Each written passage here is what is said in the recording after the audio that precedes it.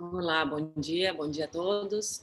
Hoje estamos quinta-feira, 3 de junho, para um estudo mais do nosso Evangelho, a continuação do estudo do Evangelho que nós estamos fazendo há meses já, graças a Deus, sem falhar uma semana, e estamos indo do início ao final do livro. Agora, hoje é o início do capítulo 7. Sejam todos muito bem-vindos, os que estão aqui hoje, e os que possivelmente nos verão depois no YouTube, onde vai ficar esse estudo gravado. Então, vamos começar com a nossa oração, fechando os nossos olhos,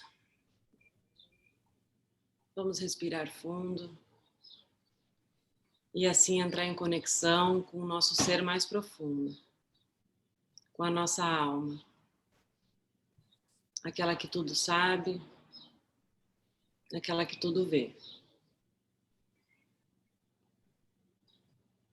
Que com a ajuda desses estudos, desse minutinho de silêncio interno, de olhar para dentro, que nós consigamos pouco a pouco discernir o que é o amor, o que é a ansiedade e tudo aquilo que é deste mundo material que nos confunde, nos gera angústia e tantas coisas que nós ainda não sabemos lidar. Agradecemos a presença de todos os que estão aqui hoje, encarnados e desencarnados. Muita gratidão e amor pelo nosso anjo, que está sempre presente na nossa vida, pelo nosso guia espiritual e por estar conseguindo fazer esse estudo semanalmente, que está nos trazendo tanta sabedoria, tantas lições, tantos pensamentos que ficam durante a semana de tudo que a gente vai lendo hoje. E só pedimos a Deus que Ele perpetue, que esse estudo consiga penetrar no mais profundo da nossa alma, para que a gente consiga não somente ouvir, mas sim praticar, pouco a pouco, tudo isso que a gente vai estudando cada semana, que a gente consiga aquele grãozinho de areia, de amor no nosso coração, para que a gente consiga ir praticando toda essa sabedoria maravilhosa. Peço autorização, então, para começar o estudo do Evangelho no Lar de hoje, que assim seja. Que assim seja. Nossa mensagenzinha hoje não é diferente, né? Aquela mensagenzinha maravilhosa, complexa. Então vamos lá. Acompanhe a marcha dos acontecimentos sem sofreguidão. A tua ansiedade ou o teu receio não alterarão o curso das horas. Aguarda o que há de suceder, sem que te imponha sofrimento desde a véspera. O que pensas que acontecerá, talvez se dê. Não, porém, da forma como aguardas. Porquanto a vida obedece a um plano de incessantes mudanças e transformações. Deste modo, espera com harmonia íntima, afastando do teu programa a agitação e o medo. Quem nunca? Ou quem todos os dias? Eu? É muito interessante, porque eu justamente hoje estou no momento em que eu tenho que esperar, né, uma resposta importante. E ainda é muito difícil, né, a gente não sofrer por esta antecedência, né, sem saber que pode ser sim, pode ser não, né? E é muito, ainda para mim é muito difícil ter essa fé, né? Essa espera no que vir é o que tem que ser e vai dar tudo certo no final. Mas vou seguir tentando.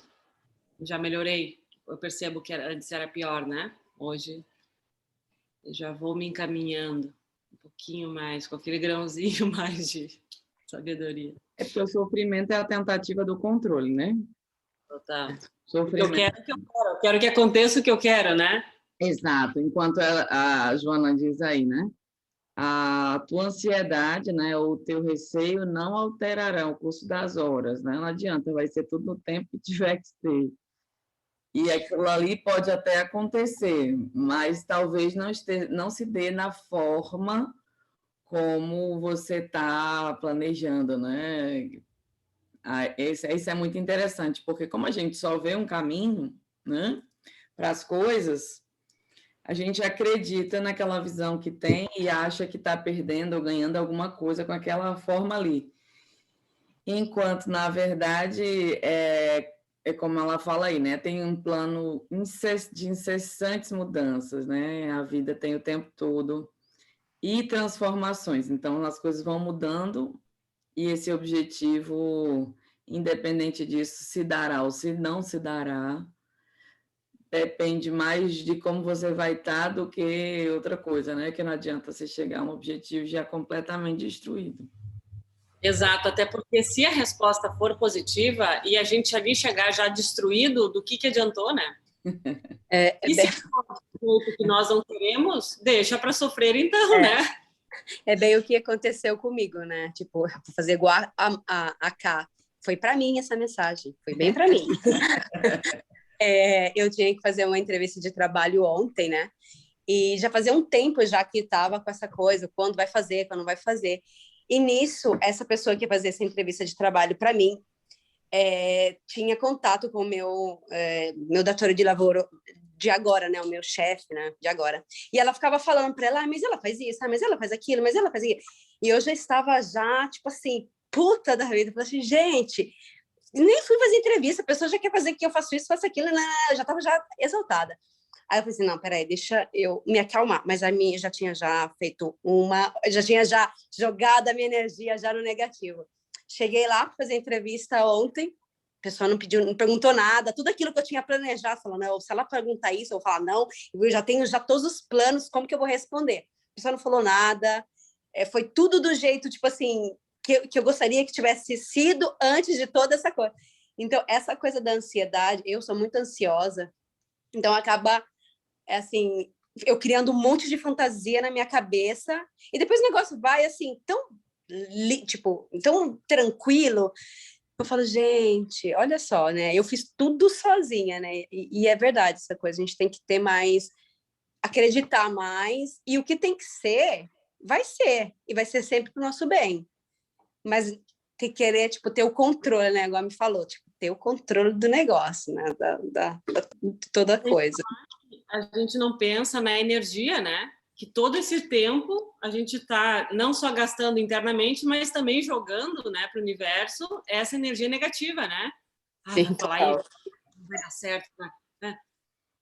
Quem sabe, né? A gente tenta um pouco entrar, analisar de onde vem esse medo, o que está acontecendo, se eu já senti isso outras vezes, né? De que maneira e aprender com isso, pelo menos, né? Porque daí a próxima vez já vai ser um pouco diferente vivenciar essa ansiedade, né? Já vai ser um pouco mais consciente, madura. Porque o ruim é que a gente coloca a energia na parte negativa. Você não pensa, não vai dar tudo, tipo assim, você não pensa a parte toda positiva, não, vai ser assim, joga a energia para lá. Não, sempre negativo, né? Sempre, nossa, e se der isso, mas e se der aquilo, isso aconteceu isso aconteceu aquilo. E a gente canalizar realmente a energia, tipo, vai dar certo assim. É porque essa situação é justamente pautada, a gente não tem fé, ponto e fim, certo?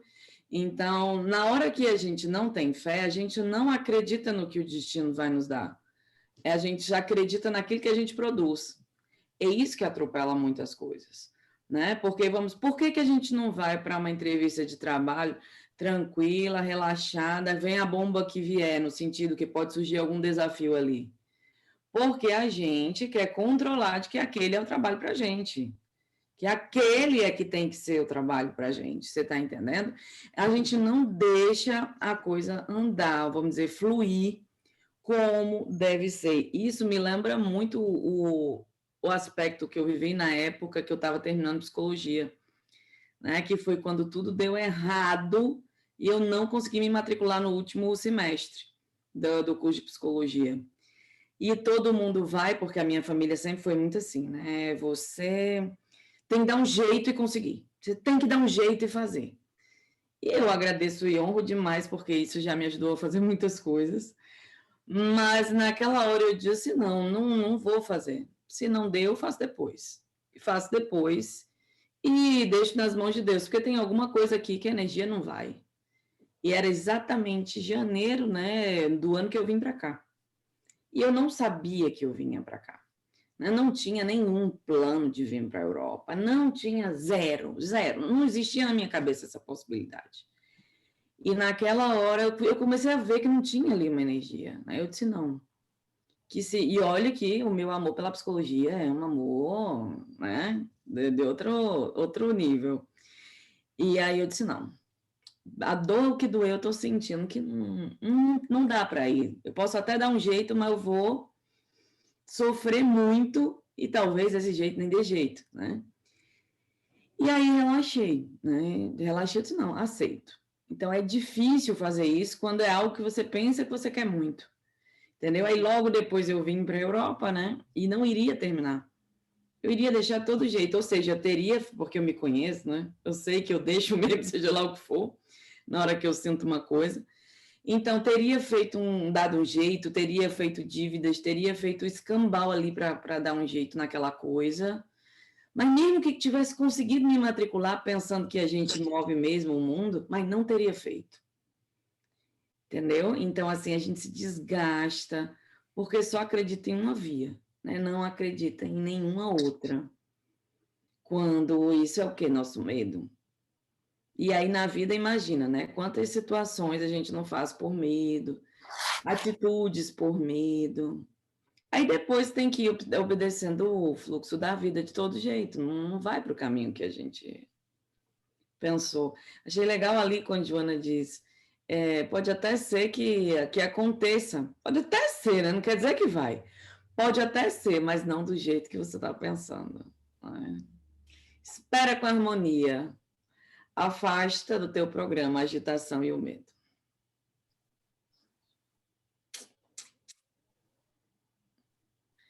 Esse provavelmente é o nosso grande desafio aqui encarnado, né?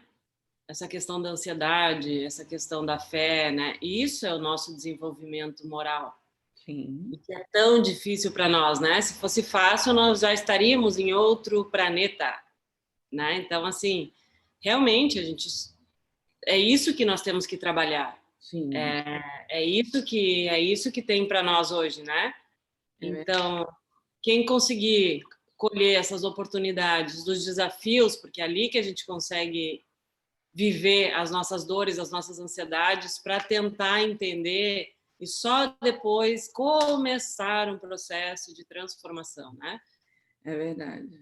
Então, porque quando essa coisa da transformação, ela obedece a um plano, veja, esse plano não é nosso, né?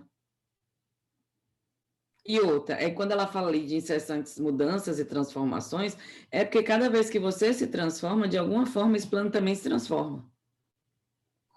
sim. É um game inconsciente bem fofinho. Bem complexo, porque daí também exige paciência, que é outro dodóizinho. Exige confiança, né? A pessoa que é confiante é um ser misterioso, né? A gente fala, mas ainda não entendeu direito.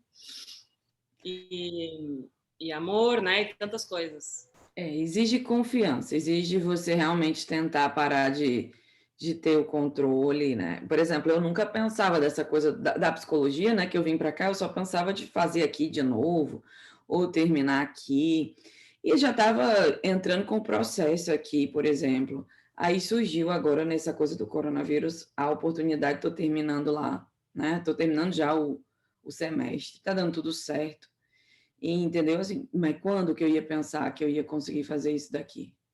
É um absurdo. E a tentativa de controle, ela é desgaste de energia. Então, não no tempo que você quer, não do jeito que você está pensando. Existem tantos caminhos. E você só tem que estar aberto. Quem é que abre? A fé, né? A confiança de ir construindo dia após dia condição. É igual trabalho, é igual qualquer situação que a gente quer, pelo medo, a gente quer o imediato. Quantas pessoas, né? Até, por exemplo, vamos supor o caso de um avião que caiu, né?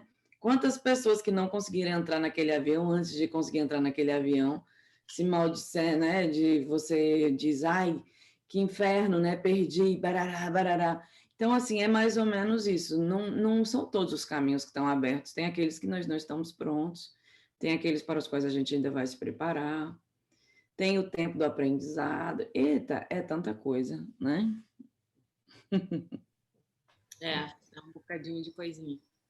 É um longo caminho. Vamos então entrar no capítulo 7 hoje, bem-aventurados os pobres de espírito. E começamos então com a primeira parte, o que se deve entender por pobre de espírito. Bem-aventurados os pobres de espírito, porque deles é o reino dos céus. Mateus, versículo 3. A incredulidade se diverte com esta máxima: bem-aventurados os pobres de espírito, como com muitas outras coisas que não compreende. Entretanto, Jesus não se refere aos pobres de espírito como a homens desprovidos de inteligência, mas aos humildes. Ele diz que o reino dos céus é destes e não dos orgulhosos. Os cientistas e intelectuais, segundo o mundo, têm geralmente tão elevada opinião de si mesmos e de sua superioridade que consideram as coisas divinas como indignas da sua atenção. Concentrados sobre eles mesmos, não podem elevar-se até Deus. Essa tendência de se acreditarem superiores a tudo leva-os muitas vezes a negar aquele que, sendo-lhes superior, pudesse rebaixá-los. Negam até mesmo a divindade, ou se consentem em admiti-la. Contestam um de seus mais belos atributos, a ação providencial sobre as coisas deste mundo, persuadidos de que são suficientes para bem governá-lo. Tomando sua inteligência por medida da inteligência universal e julgando-se aptos a tudo compreender, não podem crer na possibilidade daquilo que não compreendem. Quando se pronunciam sobre alguma coisa, seu julgamento é para eles inapelável. Se não admitem um mundo invisível e um poder extra-humano, não é porque isso esteja acima de sua capacidade, mas porque o seu orgulho se revolta ante a ideia de uma coisa a que não possam sobrepor-se e que os faria descer de seu pedestal. Eis porque só tem sorrisos de desdém por tudo, o que não seja deste mundo visível e tangível. Atribuem-se muita inteligência e conhecimento para crer em coisas que, segundo eles, são boas para os simples, considerando como pobres de espírito os que as levam a sério. Entretanto, digam o que quiserem a esse respeito, terão de entrar como os outros neste mundo invisível que tanto ironizam. É assim que seus olhos serão abertos e reconhecerão o erro. Mas Deus, sendo justo, não pode receber da mesma maneira aquele que desconheceu o seu poder e aquele que se submeteu humildemente às suas leis e nem tratá-los por igual. Ao dizer que o reino dos céus pertence aos simples, Jesus ensina que ninguém é admitido sem a simplicidade de coração e a humildade de espírito. Que o ignorante que possui essas qualidades será preferido ao sábio que crê mais em si mesmo do que em Deus. Em qualquer circunstância, coloca a humildade entre as virtudes que nos aproximam de Deus e o orgulho entre os vícios que dele nos afastam. Isso por uma razão muito natural. A humildade é um ato de submissão a Deus, enquanto o orgulho é a revolta contra ele. Mais vale, então, para a felicidade futura do homem ser pobre de espírito em relação ao mundo e rico em qualidades morais. É legal porque, obviamente, sempre se junta com a primeira mensagem, né? Que é quando ele diz ali, né? Realmente é submeter-se às ordens de Deus, né? Que é como vocês falavam, é ter fé, se colocar como humilde e dizer, meu pai, eu realmente não tenho controle de nada, né? Eu realmente me coloco à tua disposição, óbvio que a gente não senta e fica esperando, né? Mas é muito legal, né? Ver como realmente a verdade é uma só, né? A gente que às vezes fica procurando na gente como se a gente fosse Deus, né? Capaz de mudar alguma coisa, mudar o nosso destino, mudar a nossa realidade, que a gente tem, desde que a gente seja humilde, aceitando aquilo que tem para ser, né? Como tu mesmo dissesse, né, Mi? Tipo, eu queria terminar a faculdade, mas, cara, não estava dando certo. O que eu ia fazer? Ia continuar dando murro em ponta de faca, como a gente fala, né? Naquele momento, tu te colocaste como humilde, aceitasse a realidade que tinha, né? E disse, ok, que seja feita a tua vontade. E é difícil. Não é facinho, não. Teve uma frase, Márcia, se tu puder subir ali, bem na primeira página, por favor, que é bem aí, que era... cadê? Que era falando dos cientistas, né? Que ele diz, concentrados sobre eles mesmos, não podem elevar-se até Deus. Eu achei tão bonita essa frase, porque realmente, quantas vezes eu tô tão concentrada, né? No meu mundinho, fico girando em círculos, em círculos, em círculos, concentrada apenas em mim mesma, e naquele momento é realmente eu estou me fechando, né, a Deus. Então, tudo é livre-arbítrio, né? A gente se concentra nos problemas, né, que é um pouco do que a gente falou ali na mensagem inicial. O concentrar em nós mesmos, muitas vezes, deveria ser concentrar no meu equilíbrio, né? Mas, em realidade, como a gente ainda não sabe, a gente se centra em nós mesmos, ou seja, no que a gente está sentindo naquele momento, nos problemas, né? Nas dificuldades. Por não aceitar, né? Negando, né? O que ele está dizendo aqui, ó, negando até mesmo a divindade, né? E a gente realmente o não aceitar que existe algo superior a nós, superior a esses desafios que estão regendo as coisas. E quando se a gente for pensar nos últimos textos que a gente estava lendo, né, sobre o sofrimento que chega para o crescimento, para os problemas que chegam para o amadurecimento, tal, né? E se a gente for falar de problema, a pessoa não aceitar aquela dificuldade, que aquela dificuldade é fruto não do que chega, mas da sua própria falta ainda de capacidade de gerir aquela situação. Então, assim, a gente quer muito, a gente deseja muitas coisas, mas tem um caminho traçado para o nosso desenvolvimento, né? E a gente não sabe o que tem que aprender com cada uma daquelas situações, né? Mas cada um ensina. Aceitar ensina, ter paciência ensina, né? Tudo isso, no confronto das nossas ansiedades, são aprendizados muito maior do que o objetivo material que está por trás do nosso desespero, que é sempre algo material, infelizmente, né? Então, o cientista, né, vamos dizer assim, o homem do mundo usa a inteligência muito mais para o palpável. E é óbvio que se afasta de Deus, né? E isso tudo que a gente está descrevendo é o que ele diz aqui, né? Que é o homem pobre de espírito. O que é o homem pobre de espírito, né? É não ter essa simplicidade de coração e essa humildade ainda, né? De entender que as coisas se dão por um motivo e que a gente tem a capacidade de enfrentar. Deveria, né? Seria interessante que nós trouxéssemos essa capacidade para começar a gestionar as coisas de outra maneira, né? Então, a gente realmente é pobre de espírito quando a gente se revolta, quando a gente não entende, não aceita, fica preso, né? Mas aqui é o processo de aprendizado. A busca pela humildade, né? Que a humildade nada mais é do que, né, ela vai de mão com o quê? Com a aceitação, né? Com eu não me sentir superior às leis que regem o mundo, que seria Deus, né? Que eu não ser contra o plano, né, de vida que existe para mim, que eu mesmo designei. Como é o título, hein? Como é o título desse texto que eu esqueci? Abençoados, não? Bem-aventurados. O que se deve entender por pobres de espírito?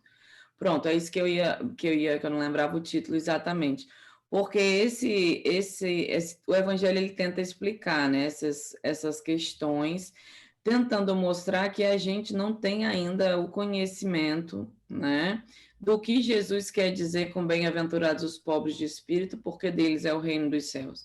Porque a gente adultera essa compreensão da palavra pobre, né? Enquanto esses bem-aventurados, por quê? Porque são as pessoas que se comportam com humildade, né?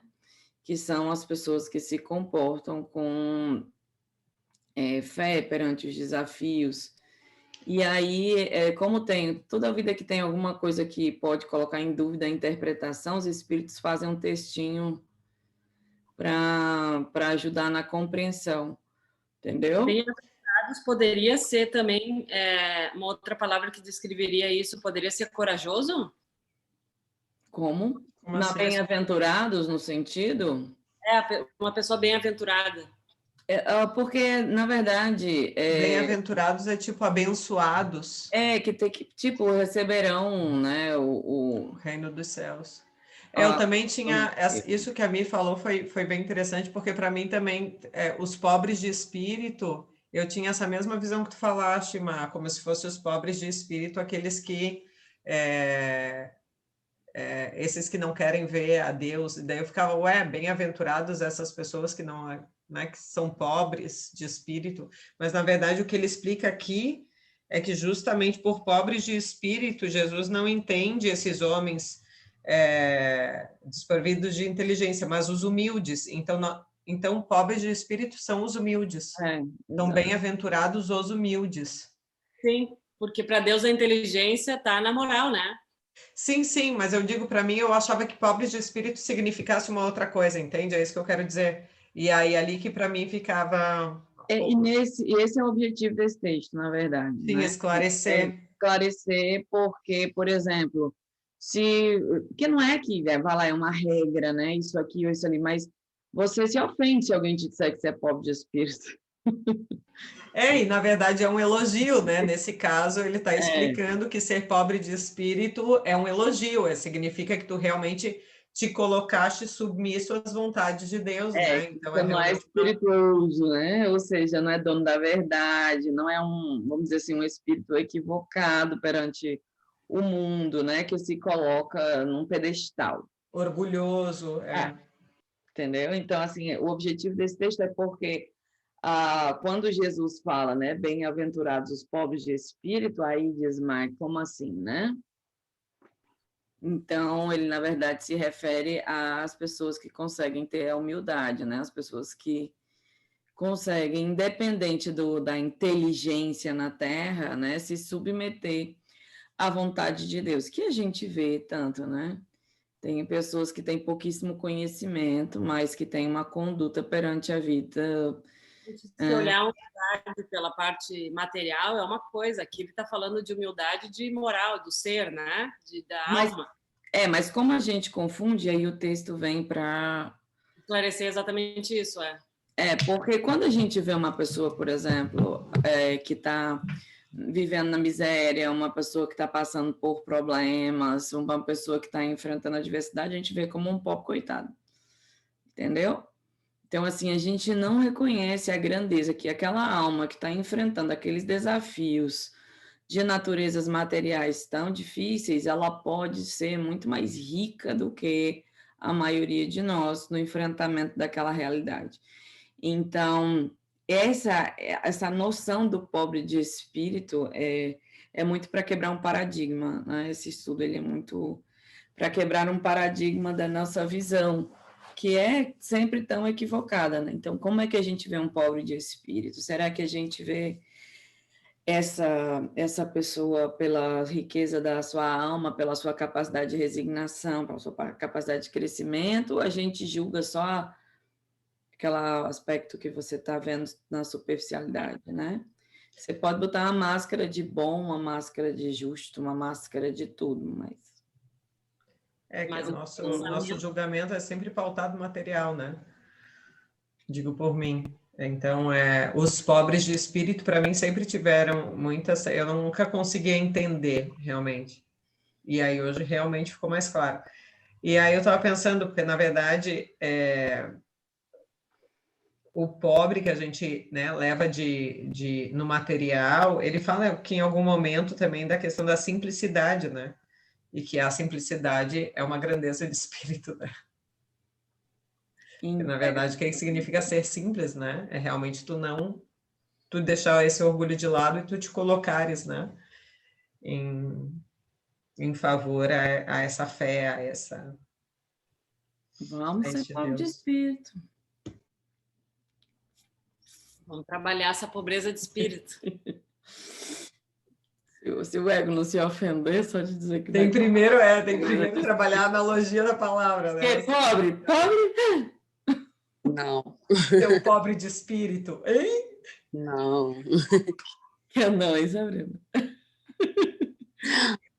Pois é, menina. É porque o evangelho tem muito dessas coisas, né? Como os espíritos eles se preocupam com a nossa compreensão dos ensinamentos de Jesus, né? O evangelho ele é todo pautado nisso, nas partes dos ensinamentos morais de Jesus, sem as partes dogmáticas, né?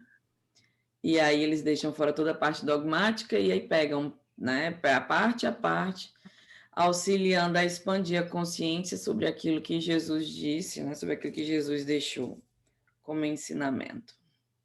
E entre esses foi, seja pobre de espírito.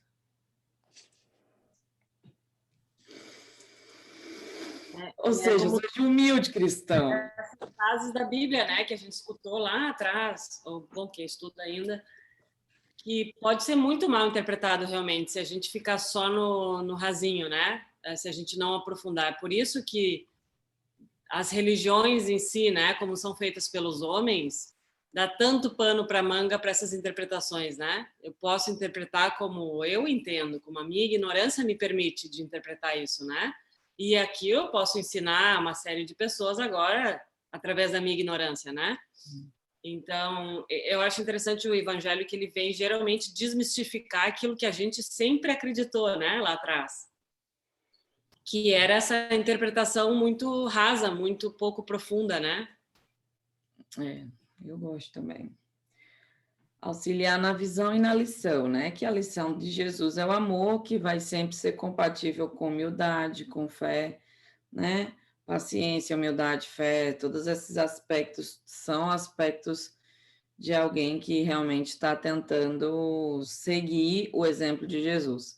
E o inverso, né, que estava aí nessas mensagens que a gente leu também, que é o medo, que é a insegurança, são o oposto, obviamente, porque não se está entregue ao plano de Deus, né? A gente não aceita como pensa que aceita. No fundo, está tentando controlar, no fundo, está tentando deter nas mãos aquilo que acredita, né? Focado no material, pensando que controla esse material, pensando que pode reter em si, quando a única riqueza que nós temos é a nossa condição, né? Se você tiver uma condição de paz, você tem a riqueza que você precisa no momento que tiver para você recomeçar, para você construir, para você crescer no que você está fazendo. Só que a gente não é que a gente conhece esse movimento tão facinho, porque ninguém acredita muito nas próprias forças para essa construção. Aqui, né? Agora que eu estou passando por um processo de mudança, né? Realmente a sensação quando tu libera uma casa, né, de coisas é de libertação. Eu senti isso ontem. Agora eu estou livre do quê? Destas amarras que estão me prendendo aqui, né? Que também fisicamente é uma amarra aquilo tudo, né? Porque tu fala, tá, se eu quisesse ter ido amanhã, não dá. Tu não pode sair de uma casa e simplesmente largar tudo que tem ali, né? Porque aquilo realmente é um lastre. Eu senti na pele ontem. Eu cheguei aqui e deitei no chão e falei para cá.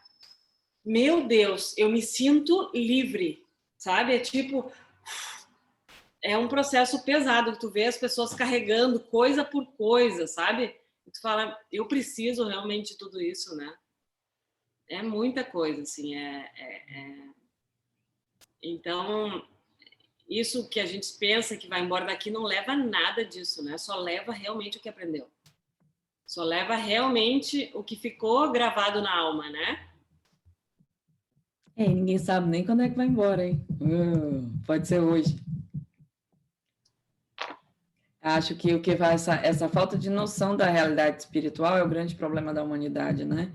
Tem um amigo no grupo de estudos espíritas lá em Mossoró, que toda a nossa reunião, ele sempre fazia essa reflexão, a gente já sabia que era sua marca registrada, né? Que ele dizia, nós não somos corpos, somos espíritos, né? Então, assim, essa é uma afirmação que pode se repetir todos os dias, 24 horas, todos os dias da semana, porque nós não vivemos como espíritos. Né? A gente vive como corpos que querem deter matéria, não que querem evoluir como espíritos.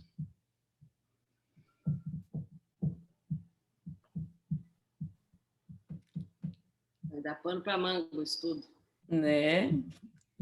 Mas aí o grande objetivo é a gente ganhar consciência do processo, né? Pelo menos começar a refletir, né? Se como cegos, né? Que somos, qualquer reflexão é já luz. Já é uma negação, já é uma riquezona. Porque aí, se ninguém está pedindo muita coisa, está pedindo, né? Jesus está pedindo humildade, né? Está pedindo, na verdade, pare de complicar sua vida, ele está pedindo. Mas, assim, você quem está complicando. Se a gente for pegar lá a mensagem de Joana, né? Juntar, é perder forças. Tem não sei se é em saúde, uma coisa, um livro de Joana, acho que é Momento de Saúde e Consciência, se eu não me engano. Tem uma mensagenzinha que ela fala dessa força da vida, né? O quanto a gente perde a força. Acho que é no capítulo bem no primeiro. Então, ela explica que todos nós, aqui a força a força impulsiona naturalmente, entendeu? Ninguém tem ausência de força, existe um fluxo da vida que te leva por essa força, né? E que ninguém deveria ter dificuldade de seguir o fluxo. Por que tem? Porque se detém no medo. Aí começa a desperdiçar energia e a força, que na verdade a força era só seguir o fluxo. Que é exatamente o que a gente fala na prática quando a gente está sendo levado pela correnteza, né? No mar, enfim, o que eles falam? Não lute contra a correnteza, deixa ela te levar. Por quê? Porque tu vai cansar antes da hora e na hora que tu precisar dessa força para sair, tu não vai ter, né? Mas o que a gente faz? Não, eu vou lutar contra, porque aquilo é a natureza, né? Tu tá dentro de um ambiente que não é o teu. Então, se nós tivéssemos a tranquilidade de dizer, não, eu vou boiar, seguir o fluxo, para algum lugar isso vai me levar. E quando eu ver que tem um tronco de árvore, enfim, sei lá, que eu consigo me agarrar para sair, eu vou ter essa força, né? Porque eu estou tranquila. Não, eu não aceito que eu preciso me deixar levar, eu vou nadar contra, em 10 minutos eu realmente estou me afogando, né? E isso é a vida. Pois é. A questão aí vai deixar se levar pela correnteza, ô bonita? Vai saber onde eu vou parar, né? Como está, vamos lá, como está na minha responsabilidade o encerramento, vou fazer o encerramento começando a ler essa mensagem aqui, que é uma mensagem curtíssima, do livro Momentos de Saúde e Consciência, de Joana, que fala dessa coisa aí. E Joana diz assim, o psiquismo divino flui através de mim. Deus sustenta-me e me conduz em todos os dias da minha vida. Há um fluxo e um refluxo de força que me percorre o ser e impulsiona-me ao prosseguimento. De mim depende coordenar os movimentos, eleger a meta e avançar. Submetendo-me a essa força vital, tudo se me torna acessível e poderei chegar ao bom termo das minhas aspirações em paz. É um texto que fala da decisão de ser feliz. Então, eu acho que com a reflexão desse texto, vamos fechar nossos olhos para a gente concluir o estudo de hoje, nos imaginando, né, dentro dessa energia do psiquismo divino, dentro dessas orientações que Joana tão bem conduz, dizendo que esse psiquismo flui através de cada um de nós E quando o psiquismo de Deus ele pode fluir através das nossas experiências, é exatamente Deus que vive através de nós, mas que nós precisamos dar vazão a essa presença divina na nossa vida. Assim como nossos irmãos mais avançados, né, conseguiram abrir mão dos seus propósitos inferiores, das suas dificuldades, se cedendo em disponibilidade a tudo aquilo que era planejado para cada um deles. Nós temos também esse plano de vida. Então, em conexão com essa energia de Deus, roguemos ao nosso Pai Maior, aos Espíritos que nos conduzem. Deus Pai de infinito amor e misericórdia, nós te agradecemos a presença constante em nossas vidas. Te pedimos em auxílio que nos guie para tentar parar de mover, de conter pelas nossas próprias forças ou cegueiras materiais esse fluxo de energia tão puro que é concedido à nossa existência. Nos auxilia para que possamos parar de colocar força aonde não precisa. Nos auxilia a encher o pulmão de ar com a tua força, com o teu amor. E que nesse ar venha essa força maravilhosa que é a confiança, fazendo com que possamos relaxar nossos músculos, com que possamos relaxar nossos braços, que tentam sempre deter aquilo que não precisam, para que possam acalmar nossas pernas, que muitas vezes tentam alcançar aquilo que não é para nós, e que possamos realmente nos deixar conduzir, fazer essa experiência de nos deixar levar, confiantes de que a luta é o desgaste, de que o esforço pode levar, inclusive, à morte, à perda das nossas forças e a uma condição de adoecimento muito difícil.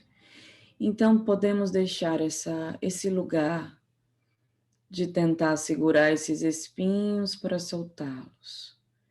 E que o Senhor possa nos ajudar nessa grande caminhada de luz, essa grande correnteza da vida que nos leva para onde é necessário, com todos os desafios do percurso que são importantes para cada um de nós.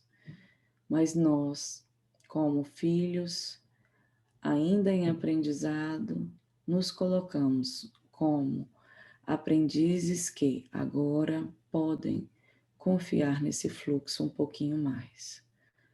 Muito obrigada, Senhor, obrigada aos bons espíritos que nos guiam, obrigada aos mentores que abençoam esse estudo do Evangelho, que possamos cada vez mais aprofundar os compromissos de paz e luz em nossos corações. Muito obrigada, que assim seja. E assim damos por encerrado o nosso estudo de hoje. Muita gratidão a todos e até semana que vem, se Deus quiser. Tchau, tchau.